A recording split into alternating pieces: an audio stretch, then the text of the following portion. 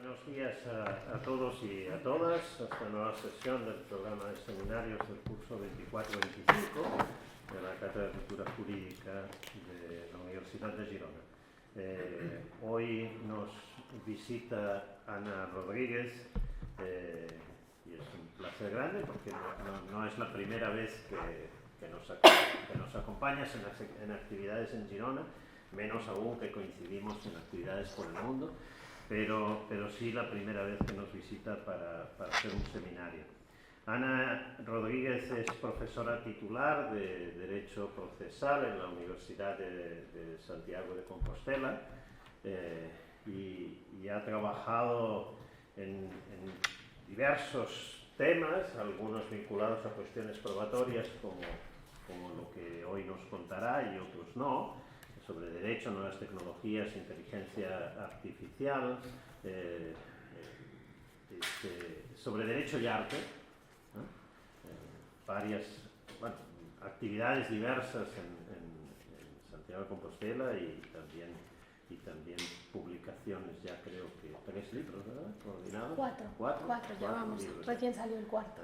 Sobre el silencio y el proceso penal, o este libro que en buena parte es el origen de este seminario, Perspectiva de Género y Prueba, que da lugar a este seminario que hoy nos presenta sobre algunas reflexiones en torno a la perspectiva de género y la prueba. Es un placer, Ana, que nos visites, es un placer que nos acompañes. Anda, Ana, con la voz castigada, así que haremos todo lo posible por poner mucha atención, ¿no? y después tener un largo debate para cansarte antes de comer. Fantástico. Muchas gracias, Jordi. Gracias. Muy buenos días a todos y a todas. Mis primeras palabras solo pueden ser de agradecimiento. Gracias, Jordi. Gracias, Carmen. Estoy muy contenta de estar hoy aquí con todos y todas vosotras y compartir este seminario para hablar de un tema que, como os podéis suponer, me apasiona en vista de que he escrito una monografía, como es la aplicación de la perspectiva de género en el ámbito probatorio. Un trabajo que, desde luego, no está finiquitado, porque yo creo que las investigaciones nunca terminan. A mí me gusta mucho una frase de Santiago Ramón y Cajal que descubrí hace relativamente pocos meses, pero a la que recurro con frecuencia, y es que no hay temas agotados, sino personas agotadas en los temas. Entonces, a pesar de que he publicado este libro de Perspectiva de Género y Prueba, estoy segura de que todavía queda en este ámbito, como en todos los demás, mucho camino por recorrer y no tengo ninguna duda de que el debate que tengamos en el día de hoy me va a dar muchas ideas para continuar por esta senda. Así que también mi agradecimiento por adelantado. Tengo aquí el teléfono simplemente a los efectos de controlar la hora, porque tiendo a enrollarme y quiero respetar escrupulosamente el tiempo que me ha sido asignado, pero os confesaré que cuando Carmen me dijo que tenía 45 minutos para hablar del libro, entré en pánico, porque dije, a ver cómo hago para condensar más de 200 páginas en 3/4 de hora. Estuve durante muchos días dándole vueltas a la cuestión de cómo enfocar el seminario. Aproveché también para volver a ver los maravillosos vídeos que tenéis en la cátedra que abordan algunas ponencias en materia de perspectiva de género, y de ahí que, como vais a comprobar en los siguientes minutos, voy a pasar de puntillas por algunos temas que sí trato en el libro, pero que otras personas con muchísima más calidad que yo han abordado en el marco de los seminarios de la cátedra. Estoy pensando, por ejemplo, en el testimonio único de la víctima, y los voy a dejar de lado para detenerme en otros asuntos que quizás no son tan conocidos. Todo ello no es óbice, por supuesto, para que me preguntéis en el debate lo que consideréis de los temas que trato en el libro, aunque no vaya a mencionarlos en mi exposición. Antes de comentaros, ¿no?, por qué escogí este tema como investigación que me acompañó durante meses, por no decir un par de años, permitidme que os traslade una idea que para mí vertebra, impregna todo el discurso y que creo que es importante.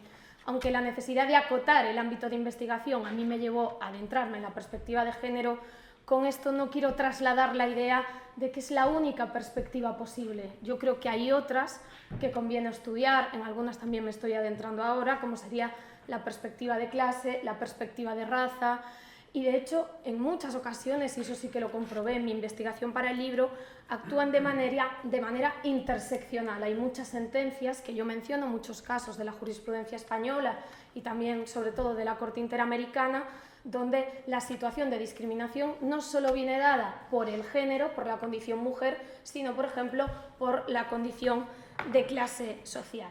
Hecha esta advertencia, que por favor quiero que impregne, como os decía, todo el discurso, entramos en materia.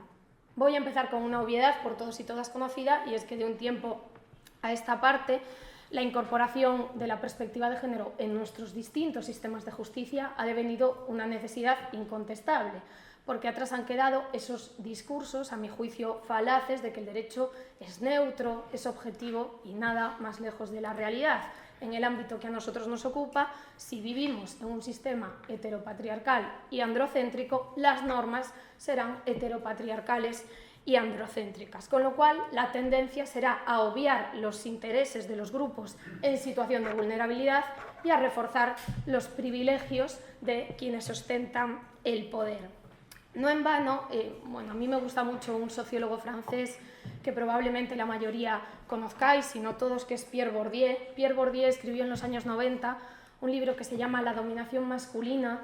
A lo mejor leído con los ojos de 2025, muchas de las cuestiones nos pueden parecer obvias, pero hay que poner en el contexto de hace 30 y pico años atrás. Y lo que decía Bourdieu en ese ensayo de la dominación masculina es que el Estado lo que había venido con su actuación es a ratificar y a incrementar las prescripciones y las proscripciones del patriarcado. Había creado una suerte de patriarcado público.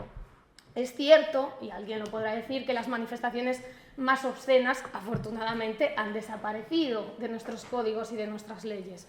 Ya pensando solo en el caso español, aunque me consta que no es en el único estado donde había este tipo de normas, el uxoricidio honoris causa, el mal llamado matrimonio reparador, el permiso marital al que estaban sometidas nuestras abuelas, las prohibiciones de acceso a las carreras judicial y fiscal que en España estuvieron en vigor hasta los años 60 y un largo etcétera.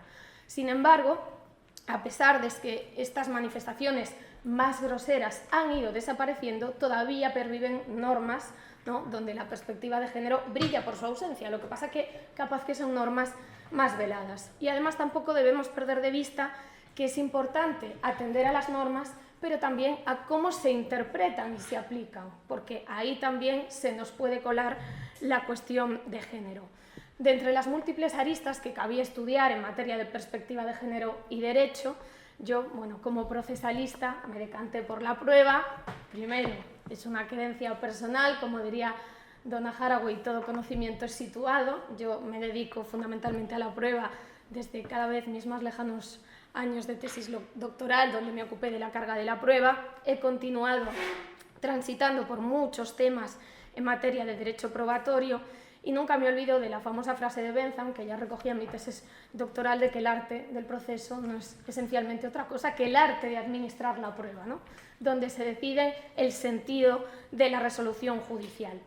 ¿Qué pretendía con este libro? Pues incidir en algunos temas concretos y luego analizar con perspectiva de género todo lo que sería el procedimiento probatorio, ¿no?, la proposición, la admisión, la práctica, la valoración y luego también los estándares de prueba. Y dentro de los temas concretos trato la presunción de paternidad del 767.4 de la LEC, la dispensa del deber de declarar de las víctimas, que prácticamente con las últimas reformas se ha dinamitado, a mi juicio erróneamente, y las normas sobre carga de la prueba en supuestos de discriminación, que me ha hecho revisitar lo que en su momento fue mi tesis doctoral.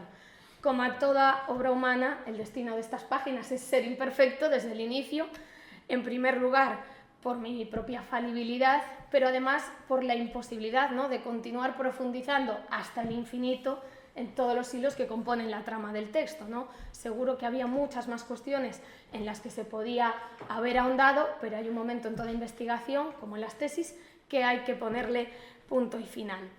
En vista del tiempo de que dispongo, yo quería centrarme, como os comentaba, no en hacer un abordaje integral, porque sería cosmético y no era esa mi intención, sino fundamentalmente en dos cuestiones. En la presunción de paternidad, del 767.4, una norma a la que Jordi también hizo referencia, una estupenda conferencia que impartió en México hace unos años, y en algunas cuestiones vinculadas con el procedimiento probatorio.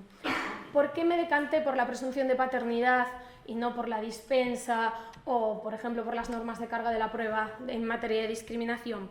Porque me parece que ese precepto es un buen ejemplo de la necesidad de afinar el análisis, ¿no? De afinar el análisis, en este caso, de la perspectiva de género. Si nosotros lo vemos desde fuera, puede parecer una norma neutra o a veces incluso positiva, ¿no? La mayoría, al menos de la doctrina procesalista que yo he leído, considera que es una norma estupenda. Y sin embargo, si nos fijamos, le pasa un poco, lo comentaba ayer anoche con Jordi y Carmen, como con la discriminación indirecta, que a priori parece que no hay ningún problema, pero cuando ponemos la disposición en práctica genera una serie de distorsiones. Pues aquí pasa lo mismo. A mí me parece, y eso es lo que voy a tratar de demostraros en los próximos minutos, que detrás del 767.4 hay una filosofía más que cuestionable y que encierra, como os decía, consecuencias inadecuadas. Ese precepto, en sede de la Ley de Enjuiciamiento Civil, en el libro cuarto, en procesos de filiación, establece una serie de particularidades en procedimiento y prueba. El apartado cuarto lo que nos dice es que si hay una negativa injustificada a someterse a la prueba de paternidad, ergo a la prueba de ADN, y a esa negativa se suman una serie de indicios, se puede decretar la filiación. Básicamente esa es la idea. Esta norma en su momento constituyó una novedad y un avance frente a lo que disponía antes de la aprobación de la ley, que en el año 2000, el artículo 127 del Código Civil, aunque en honor a la verdad lo que hacía esta norma era poner negro sobre blanco lo que era ya una práctica jurisprudencial consolidada en los tribunales españoles. Como digo, no obvio y soy plenamente consciente que frente al panorama del 127 del Código Civil al 767.4 las cosas sufrieron una mejora significativa. Ahora bien, llegado este punto de la película, 25 años después de que la ley fuese aprobada, lo que yo me cuestiono es si su articulación actual tiene sentido a la luz de la perspectiva de género y también de otro aspecto muy relevante en el ordenamiento jurídico, como es el superior interés del menor. ¿Qué hace esta norma? Y como os decía, pretendo trasladaros algunas ideas, no sé si os convenceré, pero al menos poner argumentos para el debate, que eso es lo interesante. Penalizar por la vía de los hechos a los hijos que han sido concebidos en un marco de una relación no estable y, por ende, a sus madres. Esta negativa que nos exige el artículo 767 por parte de los presuntos progenitores puede ser expresa o tácita. ¿Cuándo sería tácita? Cuando en un primer momento dice yo me voy a someter a la prueba de ADN, pero llega el día y la hora y no se presenta sin ningún tipo de justificación. Sea como fuere, hay un dato que es fundamental. El mero rechazo a la práctica de la prueba, aunque tiene la consideración de indicio valioso, no es en el ordenamiento jurídico español una ficta confessio. Me consta que hay presentes en la sala colegas italianas. En Italia, entre otros estados, hay ficta confessio. En mera negativa, automáticamente se determina la filiación. Aquí no. A la filiación, a la negativa, tiene que acompañar una serie de indicios. La jurisprudencia española, ¿de qué se ha ocupado? Y eso lo desgrano un poco más en el libro, de hablar de las motivaciones, ¿no? Y si esas motivaciones que esgrimen las personas demandadas son suficientes, y también, y ofrezco un elenco ejemplificativo porque me parece que siempre puede ser útil, cuáles son los indicios que, sumados a esa negativa, pueden apuntalar la presunción de paternidad. A pesar de que dota de seguridad jurídica lo que era una práctica jurisprudencial y a pesar de que, como os decía, la consideración general dentro del procesalismo español es que es una norma estupenda, yo personalmente disiento. ¿Cuál es la tesis que yo defiendo? Que habría que modificar la Ley de Enjuiciamiento Civil vía ley orgánica para que fuese posible, con una serie de garantías y cautelas que os comentaré a continuación, la imposición coactiva de la prueba de ADN. Esto es, que si la persona demandada no quiera, se practique como se practica en el proceso penal o, como veremos, se acuerdan medidas limitativas de derechos fundamentales en el marco de procesos civiles que, a mi juicio, no tienen la relevancia ni privada ni pública que tienen los procesos de filiación. Algunos argumentos que me gustaría traeros. Artículo 39.2 de la Constitución española. Lo que nos dice es que los hijos hay que protegerlos con independencia de cuál sea su filiación. Es una norma que responde a la circunstancia histórica, ¿no? Durante la época franquista no tenían la misma consideración los hijos llamados legítimos, todos son legítimos en mi opinión, como os podéis imaginar, pero los llamados por aquel entonces hijos legítimos habidos dentro de una relación matrimonial, de aquellos que se tenían fuera de las relaciones matrimoniales. Pues bien, lo que dice el artículo 39 es que hay que asegurar la protección integral de los hijos con independencia de su filiación y de las madres, cualquiera que sea su estado civil. Y además añade, la ley posibilitará la investigación de la paternidad. Esto, si os fijáis, lo que hace el constituyente es establecer un mandato al legislador, que es cierto que no es un derecho fundamental, es un mandato al legislador contenido fuera de la sede de derechos fundamentales, pero que está imbricado, que está absolutamente interrelacionado con derechos fundamentales de los hijos e hijas. Libre desarrollo de la personalidad, integridad moral, dignidad, incluso en algunos casos la tutela judicial efectiva. Además, los hijos cuya progenitura se trata de determinar en los procesos de filiación, en muchos casos, no siempre, porque pueden ejercitar la acción siendo mayores de edad, pero son menores y son, por ejemplo, sus madres quienes ejercen en su nombre. Con lo cual, aquí entra ese criterio rector del ordenamiento jurídico español del consabido superior interés del menor. Más argumentos constitucionales y luego bajamos un poco a normas de rango inferior. El artículo 118. El artículo 118 establece el deber de colaboración que todos y todas tenemos que prestar con los jueces y tribunales en el curso del proceso. En definitiva, el quid de la cuestión que nos ocupa y el que yo trato en ese primer capítulo de la monografía es el debate de qué es lo que debe primar: el derecho del demandado a no someterse a la prueba de ADN o el derecho de los hijos cuya filiación se trata de determinar. Yo personalmente, ya sé que es susceptible de debate, faltaría más, la respuesta la tengo clara y lo que tiene que prevalecer es el derecho de los descendientes. Junto con estos argumentos constitucionales podríamos recurrir a otros más.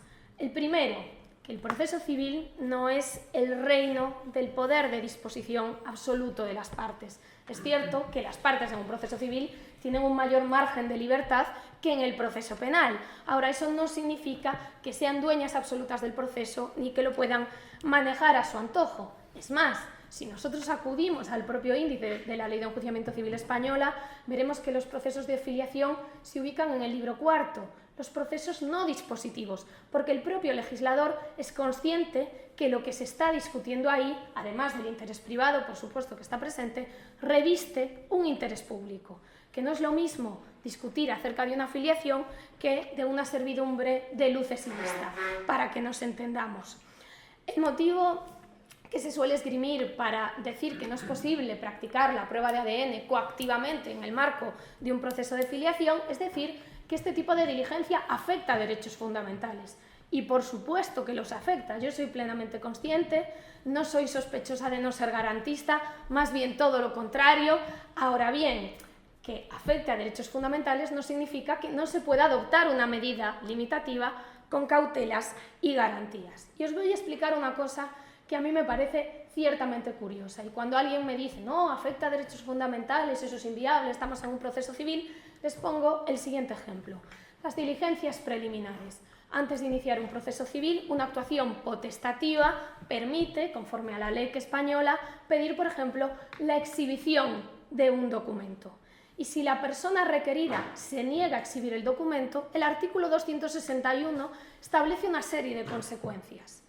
Una de las consecuencias que establece el 261 es que el tribunal puede acordar la entrada y registro para apreender el documento. Para que nos entendamos, quiero interponer una demanda contra alguno de vosotros por una cuestión absolutamente civil privada, un contrato de compraventa. Pido la exhibición de un documento. Vosotros os negáis porque no os interesa. Se sabe que el documento está en vuestro domicilio. Su señoría, con la ley de enjuiciamiento civil en la mano, puede acordar una medida limitativa de derechos fundamentales porque está en juego la inviolabilidad domiciliaria.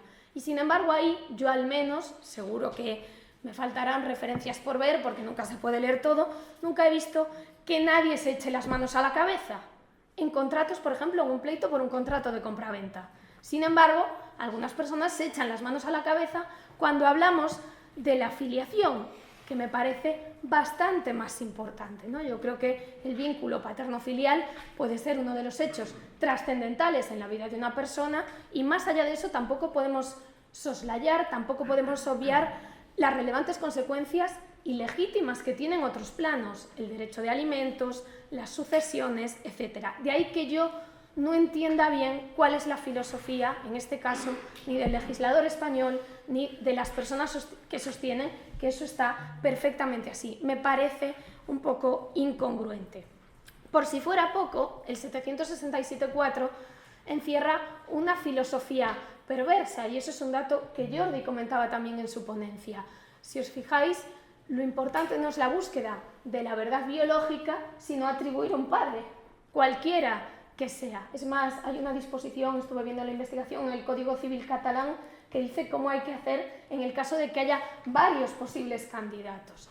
Claro, que una persona se niegue a practicar la prueba de ADN, podemos sospechar que intuye que quizás sea el padre. Ahora, que tenga una sospecha no significa que necesariamente lo sea. Con lo cual podemos estar haciendo, como digo, falsas atribuciones de paternidad que no se corresponden con la verdad biológica. Así las cosas, por todo lo que os cuento, el régimen que prevé la Ley de Enjuiciamiento Civil española no solo me parece inexplicable, sino que además, si lo vemos de manera sistemática, refleja un orden de prioridades que yo personalmente estoy lejos de compartir. Por eso abogaba, como os decía, por un sistema con garantías y cautelas, pero donde se pueda imponer coactivamente la prueba de ADN. Ya para empezar, una de esas garantías fundamentales sería el dictado por parte del juez competente para la causa de un auto, el empleo de la fuerza mínima imprescindible, esto es una expresión que podemos encontrar, por ejemplo, en la Ley de Enjuiciamiento Criminal, etc. Y otros países tan democráticos como el nuestro prevén esta disposición y no se ha caído el mundo ni ha pasado absolutamente nada. Creo que así conseguimos procurar encontrar la verdad biológica, pero también impedimos un efecto indeseado que os apuntaba al inicio de mi intervención, y es que en aquellos casos en los que la concepción se produce en un encuentro clandestino, en una relación fugaz, la filiación quede indeterminada. Yo, como siempre, intento adelantarme a las posibles objeciones, muchas se me escapan, ¿no?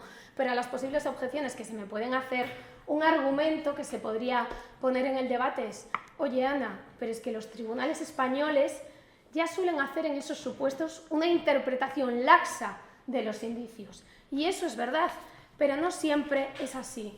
Os recomiendo la lectura de la sentencia del Tribunal Supremo 18/2017.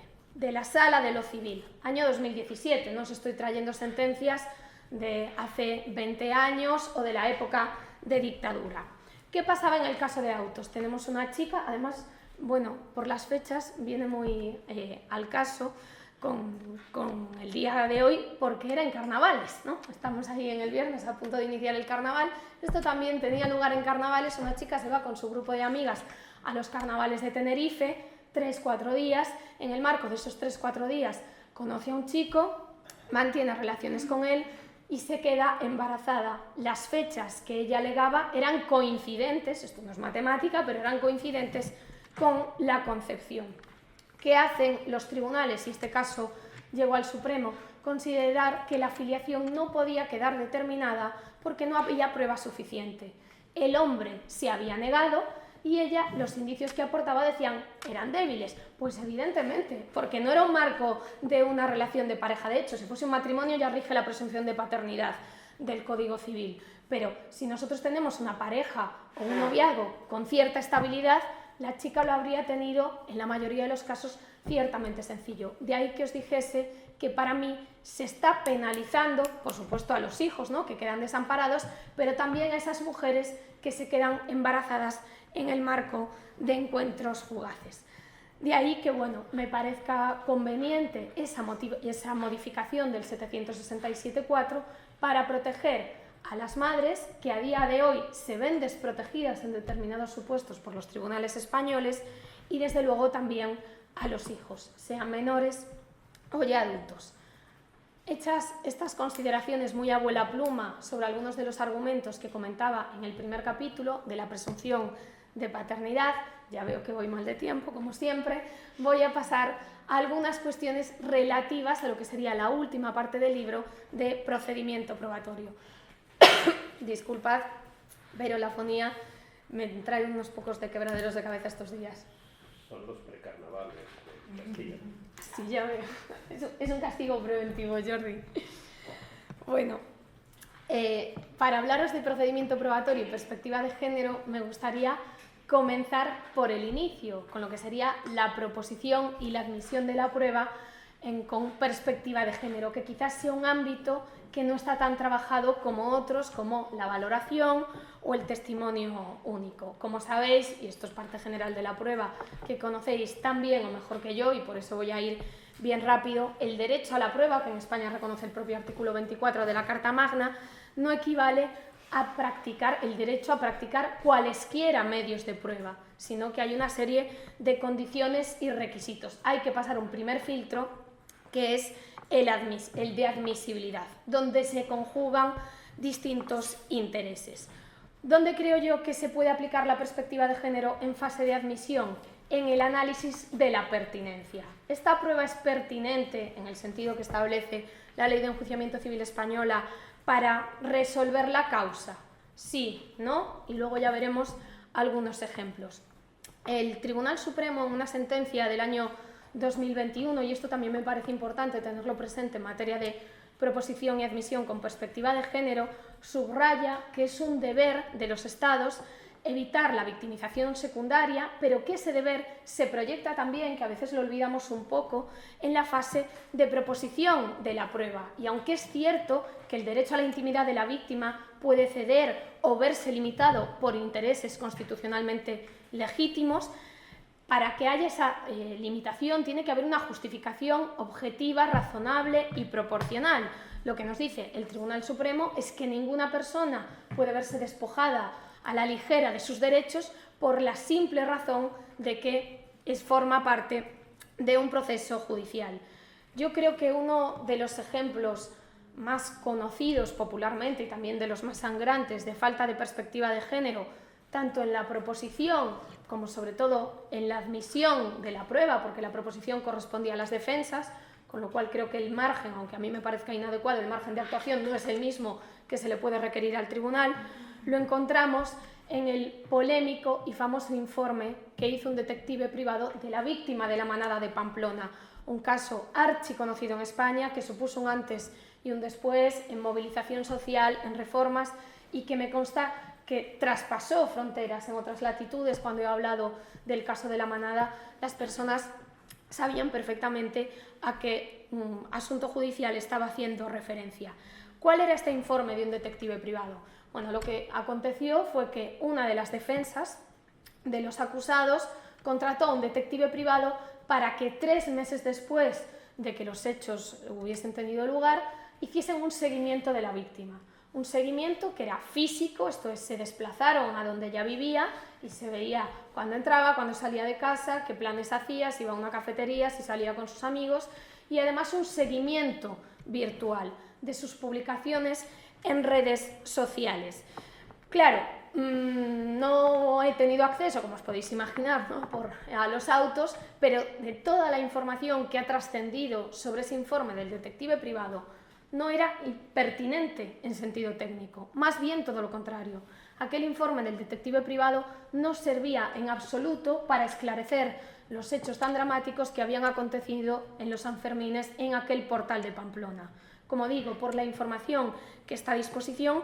Para lo único que servía ese informe era para atacar a la víctima con base en estereotipos y prejuicios absolutamente caducos, como aquellos que dicen que si la víctima lleva una vida normal, y aquí pongo normal entre comillas, ¿no?, porque ya me parece siempre una palabra bastante líquida, pero para que nos entendamos en lo que habitualmente se entiende normal, que entraba, salía, eso significaba ya directamente que no había podido sufrir los hechos que ella había denunciado. Esto sería un ejemplo. Por suerte, a pesar de que fue admitida, eso sí, no llegó a desplegar efectos probatorios en la causa. El tribunal no le atribuyó ningún tipo de consecuencia. Sí que es verdad que el magistrado, autor de aquel cuestionable voto particular, él consideró que era una prueba muy pertinente y criticaba a sus compañeros porque decía que servía para cuantificar el daño psicológico de la víctima. Bueno, que pedía, lógicamente y muy legítimamente, una indemnización. En su caso, el daño psicológico de la víctima lo tendrán que determinar, por ejemplo, los peritos profesionales, no si la víctima se va a una cafetería con sus amigas. Esto sería ejemplo de mala praxis. Por suerte también tenemos, ¿no?, me gusta siempre traer, cuando lo hay, un poco de todo, ejemplos de buena praxis. Una sentencia del Tribunal Supremo donde rechaza la queja de un recurrente, un hombre condenado por una agresión sexual a una menor, que ya en instancia había pretendido aportar una prueba que no fue admitida, fue repitiendo su queja hasta llegar al Supremo y ahí sí que todos los tribunales se la rechazaron. Os pongo un ejemplo porque eran varias. Una de las pruebas que pretendía llevar al proceso era el boletín de calificaciones de la menor, sus notas en el instituto, porque según él eso acreditaría su carácter rebelde, independiente, prematura en sus relaciones personales, esto es el literal de la sentencia, y ajena a los dictados de sus padres. Lo que fueron diciendo todos los tribunales de instancia, aplicando la perspectiva de género y el sentido común, fue que este boletín de calificaciones, primero, que no acredita cuál es el carácter de la menor, y segundo, y no menos importante, nos da igual, es que aunque un boletín de calificaciones acreditase que era una joven rebelde que hacía caso omiso de las indicaciones de sus padres, eso en nada justificaba los hechos de los que había sido víctima ni tenía ningún tipo de interrelación. Hay en varios instrumentos internacionales donde podéis encontrar ya normas que directamente dicen que debe operar, al menos como regla general, la inadmisibilidad de determinadas pruebas. Por ejemplo, el artículo 54 del Convenio de Estambul, el artículo 71 de las reglas de procedimiento y prueba de la Corte Penal Internacional. Ahí se viene señalando que, por ejemplo, las pruebas que tratan de hacer referencia al pasado sexual de la víctima no ha lugar a ellas, porque no sirven para dilucidar los hechos que se están discutiendo. Otro de los aspectos polémicos que existen en materia de admisión de la prueba y perspectiva de género tiene que ver con las periciales, y aquí tenemos a Carmen, una experta en prueba pericial, sobre la credibilidad de la víctima, ¿no? Las pruebas que tratan de acreditar la credibilidad del testimonio de la víctima, las periciales, deben ser admitidas o no. Lo que dice el Tribunal Supremo Español, y aquí, a diferencia de otros casos donde hay muchos vaivenes jurisprudenciales, las sentencias se mantienen, al menos hasta la fecha, en una línea más o menos uniforme, es que en el caso de los adultos, solo excepcionalmente, adultas porque generalmente son mujeres, solo excepcionalmente deberían admitirse las periciales de credibilidad.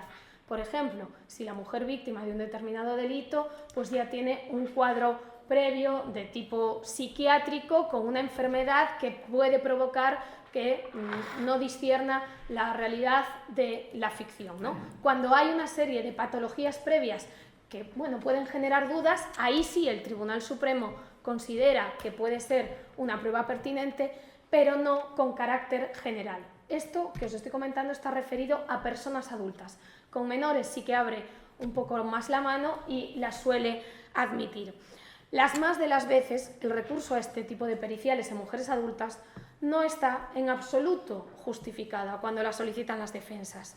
Y además se produce una cosa muy curiosa, que es el doble rasero que impera cuando nos encontramos, y ahora me circunscribo al ámbito penal, en delitos que atañen a las mujeres fundamentalmente. Por ejemplo, los delitos sexuales. Claro que hay varones víctimas, pero si vamos a las propias estadísticas del Consejo, bueno, las víctimas abrumadoramente son mujeres.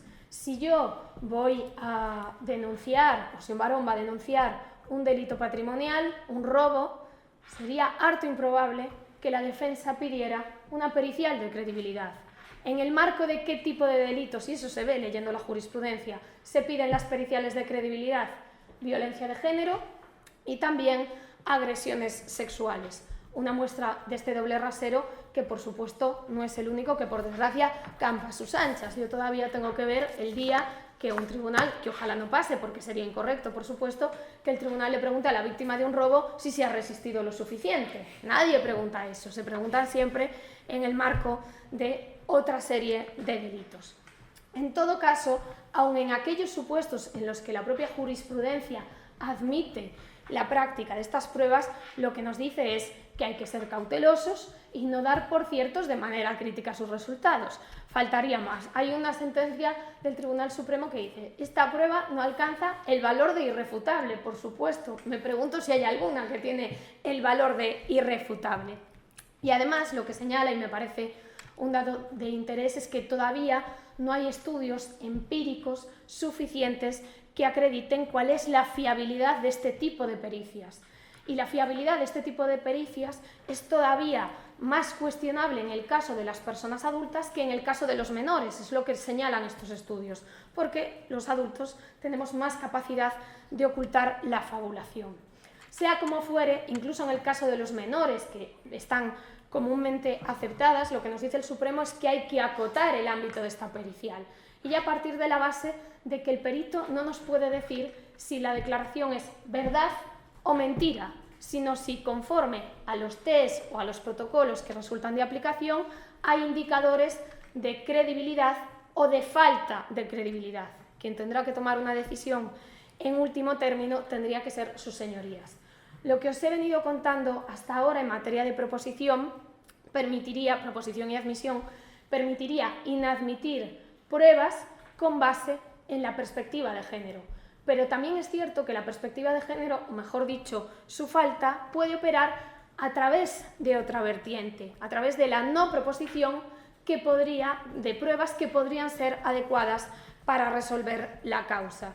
En el ámbito penal, este problema tiene su razón de ser muchas veces en una deficiente instrucción, porque los sesgos, los prejuicios y los estereotipos permean la investigación penal de tal manera que no se recaban indicios que pueden ser útiles y que, llegado el día de mañana, en su momento, puedan emplearse como prueba en el marco del proceso y coadyuvar a llegar a una conclusión sobre los hechos en uno u otro sentido.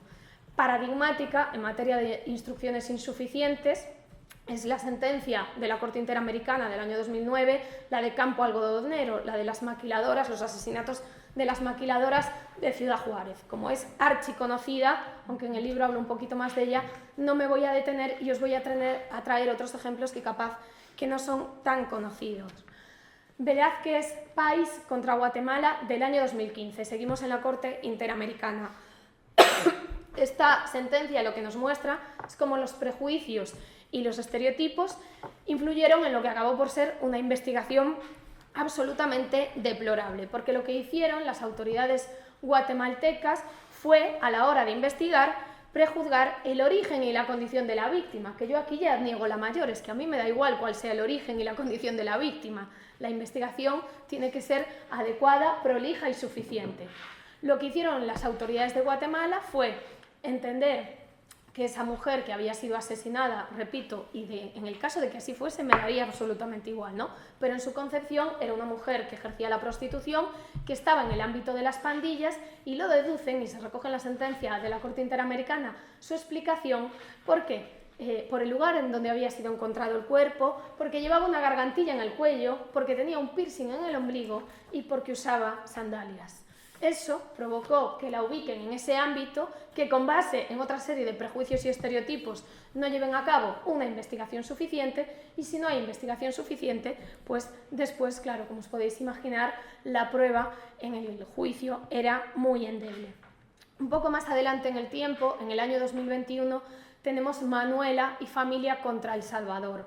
Manuela era una mujer que fue víctima de una emergencia obstétrica, tuvo un aborto natural, por así decirlo, pero en avanzado estado de gestación, era una mujer de escasos recursos, analfabeta, con la cual aquí ya entramos en la interseccionalidad de la que os hablaba al inicio de mi intervención, y lo que nos muestra el caso de Manuela es, y lo dice la Corte, no lo digo yo, cómo no se trataba de un caso aislado, sino una sistemática de las autoridades del país centroamericano, que lo que hacen es atribuir una suerte, aunque no lo digan expresamente, una presunción de culpabilidad.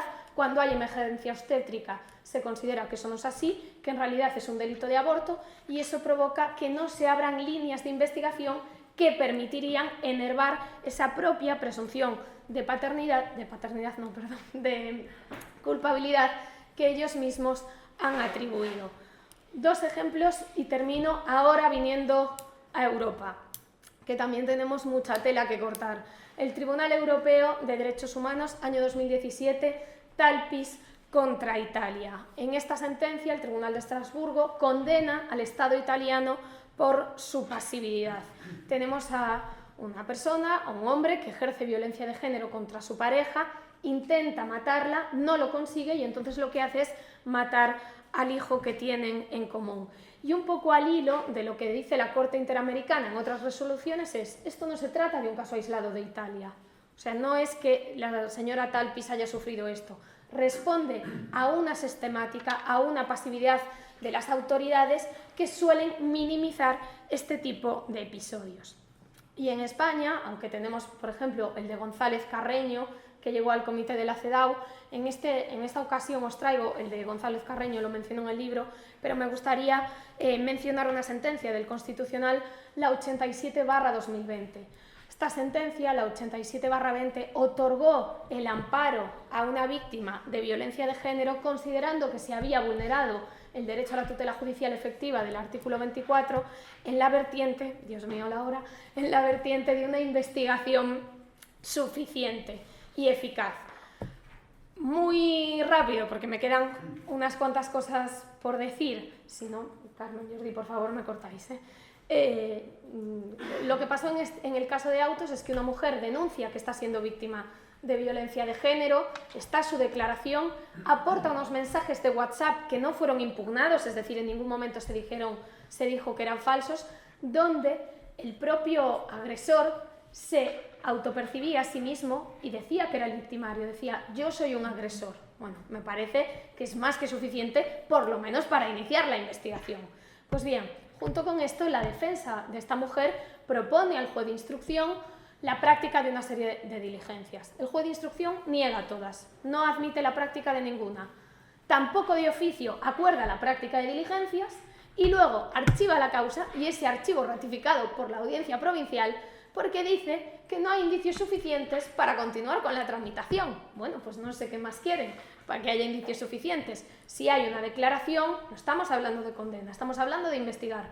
Hay una declaración, hay unos mensajes no impugnados donde el señor denunciado se define como agresor y hay una negativa a practicar las diligencias solicitadas por la defensa o a practicar otras que el tribunal estimase pertinentes. Así que, en definitiva, lo que os quería comentar en materia de proposición y admisión de la prueba con perspectiva de género es que opera desde esta doble vertiente, ¿no? O puede operar. Hay que practicar las investigaciones penales, sobre todo con perspectiva de género, para recabar indicios que luego el día de mañana nos ayudarán a tomar una decisión de los hechos lo más ajustada a la realidad posible, pero también inadmitir las pruebas indebidamente propuestas. Voy ahora a la práctica muy rápidamente, si no, por favor, de verdad, me cortáis, para comentaros que hablar de perspectiva de género y práctica de la prueba a lo que nos conduce inexorablemente es a referirnos a los interrogatorios judiciales, sobre todo en determinado tipo de delincuencia, ¿no? Como serían las agresiones sexuales. En este sentido, hay base legal en España, al menos más que suficiente, para corregir los excesos que en ocasiones se cometen ante los tribunales. Tenéis disposiciones en la Ley 4/2015 del Estatuto de la Víctima del Delito. Tenemos también una disposición en el artículo 709 de la LECRIM que no solo dice que las preguntas que se dirijan a los testigos tienen que ser pertinentes, sino también que su señoría no puede admitir preguntas que afecten a la intimidad o a la vida sexual de la víctima como regla general. La jurisprudencia, y eso lo cuento en el libro, da cuenta, ¿no?, nos refiere a alguna serie de casos de las preguntas que se le hacen a los testigos y que no son admitidas. Por ejemplo, en la sentencia 767/2013 del Tribunal Supremo, pues se le preguntaba a la víctima, aquí los tribunales dijeron que era absolutamente inadmisible, si le gustaba mantener relaciones sexuales con gente desconocida, que por qué una foto de la noche de autos salía al lado de una botella de vodka. Y luego le hacen una pregunta de si usted en realidad fue víctima de una agresión sexual, ¿por qué no sufrió ningún desgarro? A lo que el tribunal muy acertadamente dijo, mire, es impertinente y además en su caso quien tiene que determinar eso o quien puede pronunciarse es un perito, no la víctima, porque eso responde a un conocimiento científico. La idea es que el criterio de pertinencia no solo se aplica con respecto a la admisibilidad de la prueba en sí, en este caso la testifical, sino también que tiene que predicarse de todas y cada una de las preguntas. Soy plenamente consciente de que en algunos casos la admisión de una determinada pregunta puede resultar dudosa, ¿no? Y hay que ponderar los derechos de las víctimas con el derecho de defensa del imputado. En mi opinión, si tras un análisis exhaustivo esa duda persistiera, hay que decantarse por admitir la pregunta en virtud del derecho de defensa. Ahora bien, esos casos van a ser residuales.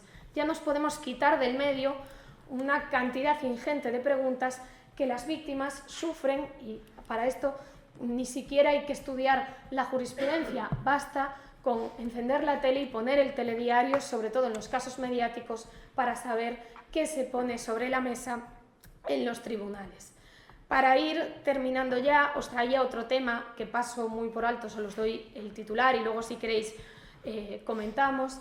La cuestión de la preconstitución probatoria, el artículo 449 bis de la Ley de Enjuiciamiento Criminal. Ahí tenemos dos artículos en juego. El 449 ter nos dice que cuando nos encontremos ante menores de 14 años y personas con discapacidad en determinados delitos que el propio precepto elenca, hay que proceder a la preconstitución de la prueba con una serie de garantías, entre ellas la contradicción. Lo que hace el 449 bis es establecer esa posibilidad de 14 años en adelante, pero no es obligatoria. Entonces aquí se da el debate de si en determinado tipo de delitos, por ejemplo con mujeres adultas, hay que proceder a la preconstitución probatoria. Dicho muy rápidamente, y me quedarán flecos y matices en el tintero, yo creo que desafortunadamente no puede ser la regla general, la preconstitución probatoria en mujeres adultas. Estoy muy a favor de que haya ese precepto, creo que se tiene que aplicar en los casos que proceda. Imaginemos que el estado psíquico de la víctima pueda sufrir un quebranto terrible de tener que declarar en el juicio oral. Pues por supuesto preconstitución probatoria, pero no que actúe ipso iure, porque yo creo que la contradicción sí que se ve afectada. Alguien me puede decir, Ana, pero ya se prevén determinadas cautelas, determinadas medidas, por ejemplo, va a estar el abogado de la defensa en fase de instrucción presente en ese interrogatorio, se puede reproducir el vídeo en el juicio oral y todo eso es absolutamente cierto. Ahora bien, cuando se practica esa prueba preconstituida, la investigación no ha terminado. Nos pueden quedar elementos en juego. De ahí que, como digo, me parezca fantástico que se prevea esa posibilidad para las mujeres adultas, pero no creo que tenga que operar automáticamente porque tenemos que tener presentes también los derechos, en este caso, de las personas acusadas. ¿Qué se puede hacer? Sin embargo, adoptar otra serie de medidas de protección para el caso de que tenga que declarar en el juicio oral, que para mí en nada afectan a la contradicción ni al derecho de defensa.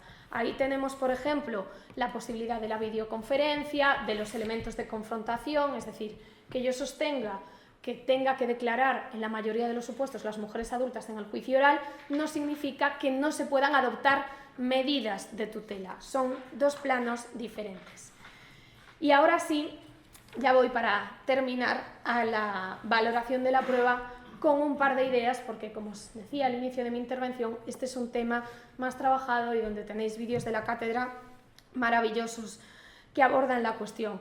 Yo lo que quería poner sobre la mesa, más allá de la dogmática, que por supuesto es imprescindible y muy importante, es ver qué pasa en el día a día de nuestros tribunales, cuáles son esos prejuicios o estereotipos sobre los que se está discutiendo.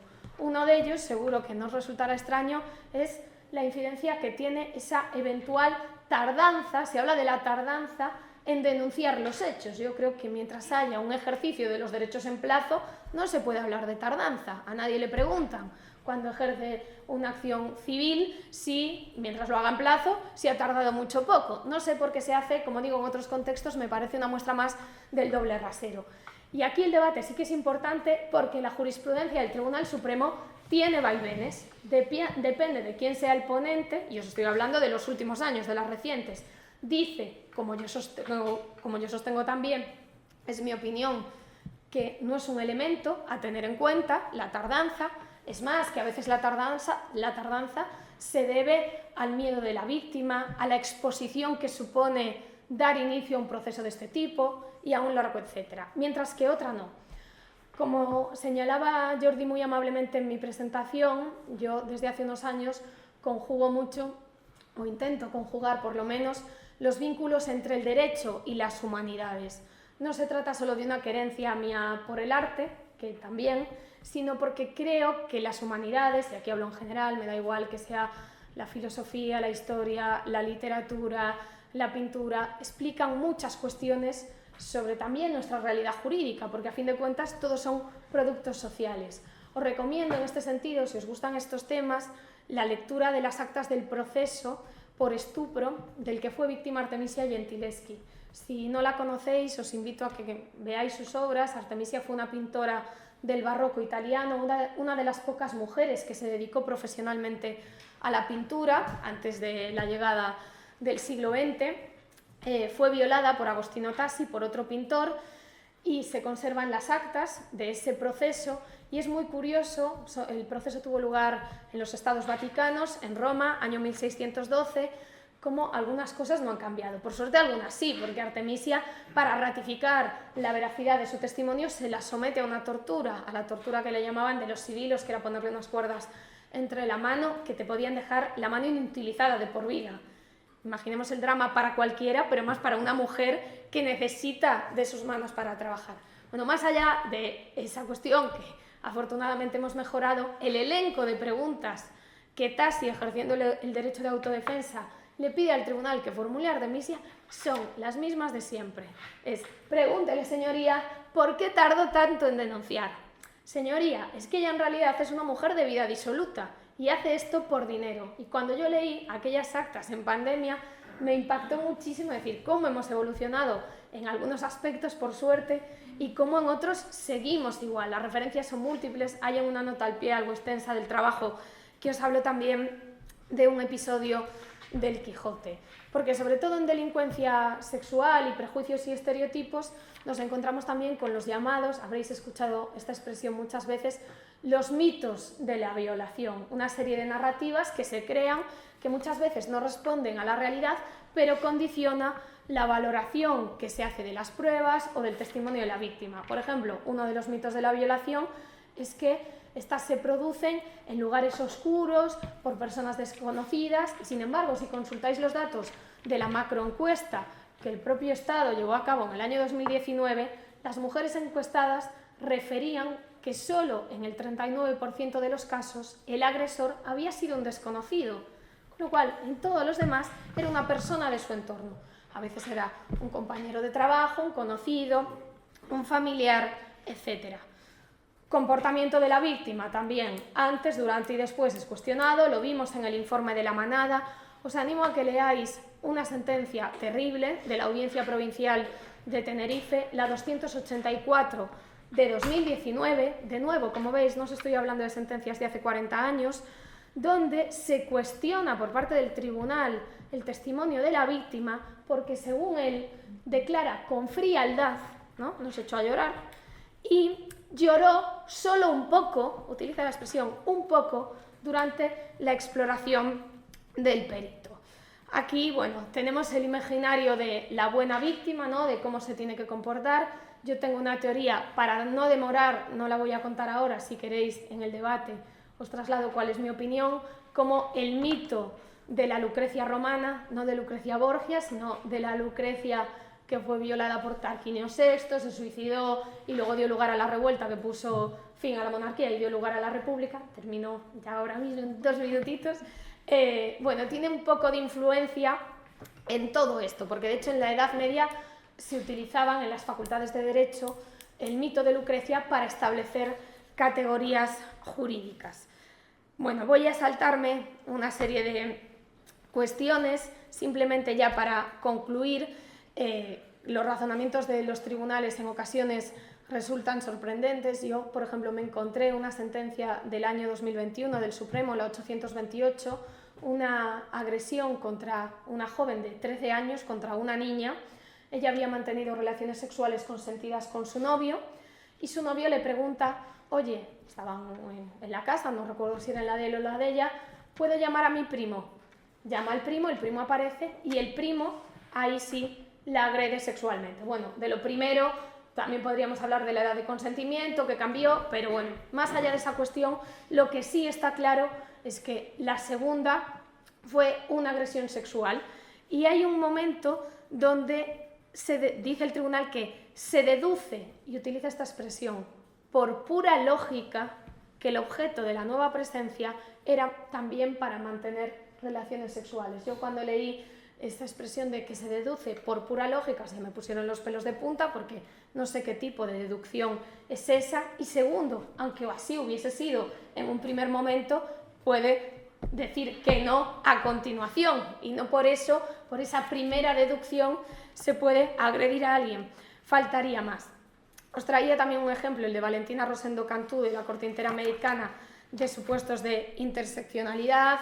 Podríamos traer a colación a Fricker con la injusticia testimonial, ¿no? Cómo esos prejuicios afectan más a ciertos grupos de población. Hay investigaciones que de hecho que demuestran que ya no se da mucha credibilidad a las mujeres en cierto tipo de delitos, pero se da más a las mujeres de raza blanca que, por ejemplo, a las mujeres afrodescendientes.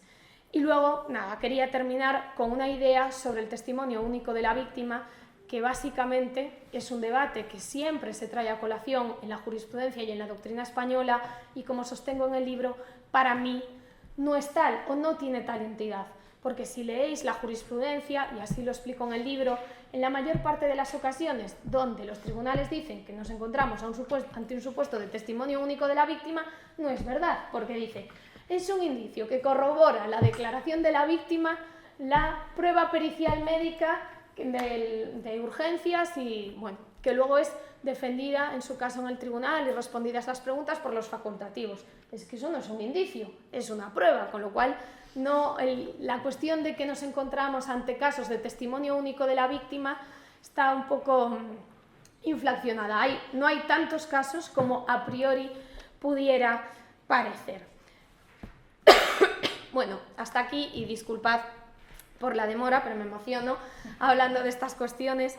Las ideas que quería compartir con vosotros, ojalá haya sido capaz de trasladaros lo que para mí es la clave de arco de toda esta cuestión y el motivo por el que me animé a escribir esta monografía, y es que la perspectiva de género, al igual que la de raza, la de clase y otras que se os puedan ocurrir, está llamada a ser una herramienta imprescindible para la impartición de justicia, porque solo así la tutela judicial que ofrezcan nuestros tribunales será, como exige el artículo 24 de la Constitución española, verdaderamente efectiva.